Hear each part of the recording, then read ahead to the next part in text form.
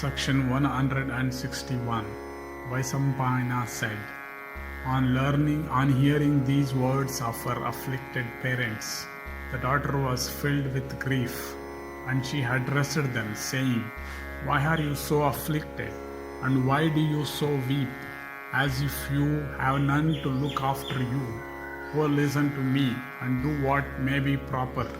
There is little doubt that you are bound in duty to abandon me at a certain time, sure to abandon me once. Oh, abandon me now and save everything at the expense of myself alone. Men desire to have children, thinking that children would save them, in this as well as in the region hereafter. Oh, cross the stream of your difficulties by means of my poor self, as if I were a raft. A child rescueth his parents in this and the other regions. Therefore is the child called by the learned Putra, rescuer. The ancestors desire daughters' sons from me as a special means of salvation.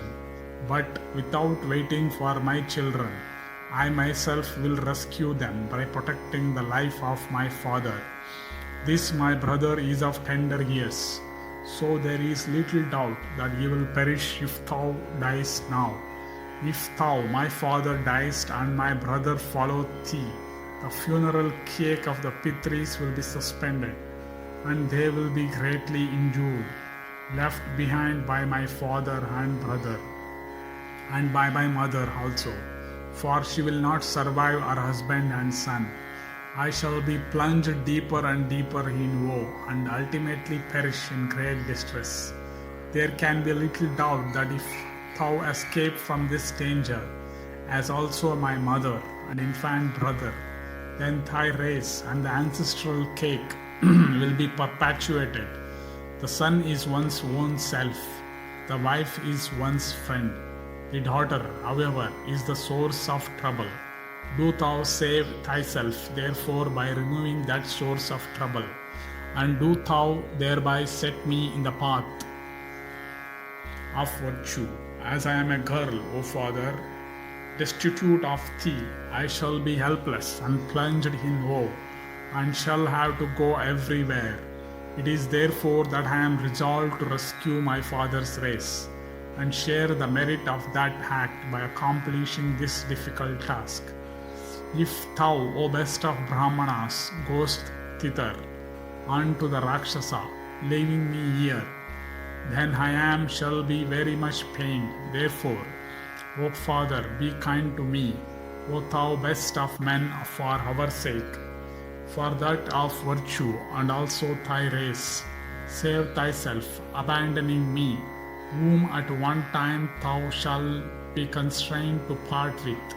There need be no delay. O Father, in doing that which is inevitable, what can be more painful than that?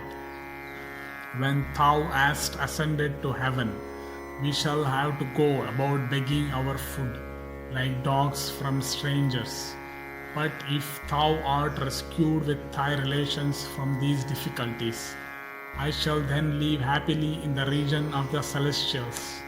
It hath been heard by us that if, after bestowing thy daughter in this way, thou offerest oblations to the gods and the celestials, they will certainly be propitious of thee. Vaisampayana continued. The Brahmana and his wife, hearing these various lamentations of their daughter, became sadder than before, and the three began to weep together. Their son then, of tender years, beholding them and their daughter thus weeping together, lisped these words in a sweet tone, his eyes having dilated with delight. Weep not, O father, nor thou, O mother, nor thou, O sister.